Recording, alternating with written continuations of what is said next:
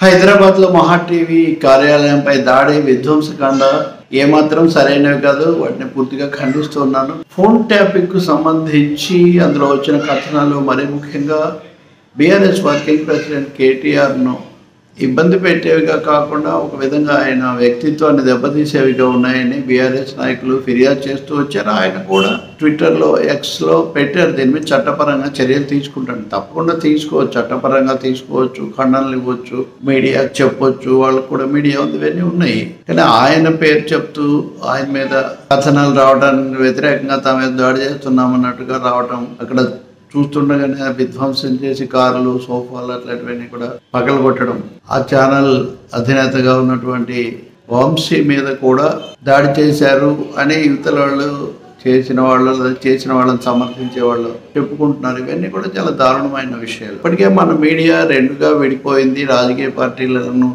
వాళ్ళ అనుబంధాలను, అభిమానాలను బట్టి అటు ఇటు చీలిపోయి ఒకరినొకరు విశ్వసించలేని అసలు యుద్ధంలాగా, రాజకీయ యుద్ధంలాగా మారి ఇప్పుడు భౌతిక యుద్ధంలాగా వెళ్ళి దాడులు చేయటం, వ్యక్తులను బెదిరించటం, ఇవన్నీ ఏమాత్రం సమర్థనీయం కాదు. ఈ మహా టీవీ పైన దాడిని నేను ఖండించడమే కాకుండా ముఖ్యమంత్రులు, రెండు రాష్ట్రాల ముఖ్యమంత్రులు, కీలక నాయకులు కూడా ఖండించటం మంచి విషయం.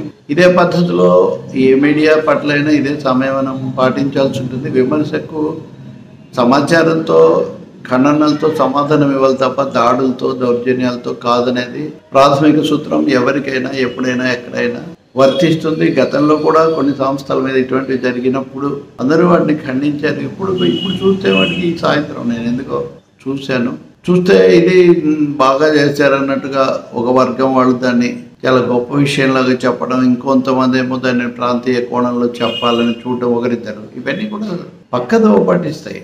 అవసరం లేనటువంటివి, దారి తప్పించేవి, సరికొత్త సమస్యలకు దారి తీసేవి. అప్పుడు ఉదాహరణకి ఈ కథనాలు ఇచ్చే వాళ్ళలో కొంతమంది సాక్షి మీద దాడులు చేస్తే ఏమైంది, మాలాంటి వాళ్ళం అప్పుడు ఇప్పుడు ఎప్పుడు కూడా ఖండిస్తున్నాం. కానీ రాజకీయ పార్టీలు అదే ఒకటి రైటు, ఇది తప్పు, అది ఎప్పుడు దాడులు తప్పే. ఖండనలు, చట్టబద్ధమైన చర్యలు అవి వేరు, అవి తప్పకుండా తీసుకోవచ్చు. ప్రభుత్వాల బాధ్యత, ప్రజల బాధ్యత కూడా. కానీ దాడులు, దౌర్జన్యాలు ఇట్లాంటివి సమస్యను ఇంకా జటిలం చేస్తాయి. ఇప్పుడు కూడా కేటీఆర్ వ్యక్తిగత దాడులు ఎప్పుడు సరైనవి కాదు, ఇటువంటివి భౌతిక దాడులు అని ట్వీట్ చేశారంటున్నారు.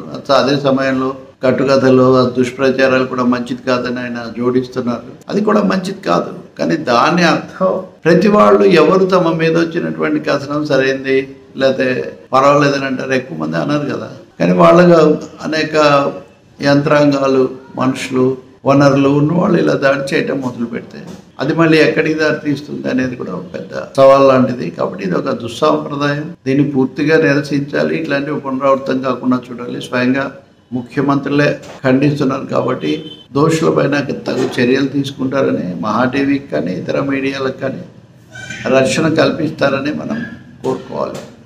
అసలు ఈ పద్ధతిలో సమాచారము, వార్తలు, అభిప్రాయాల ప్రకటన దాని నుంచి కాస్త ఒక వర్గాలుగా విడిపోయి గచ్చంగా రాజకీయ పార్టీల పాత్ర లేదా రాజకీయ నాయకుల పాత్ర మీడియాలో తీసేసుకున్నట్టుగా, మీడియాలు, పార్టీలు లేదా మీడియాలు, నాయకులు ఒకటే అన్నట్టుగా వాతావరణాన్ని విషపూరితం చేసుకోవటం, అసహనం పెరగటం, అది దాడుల దాకా వెళ్ళటం మటుకు వాంఛనీయం కాదు.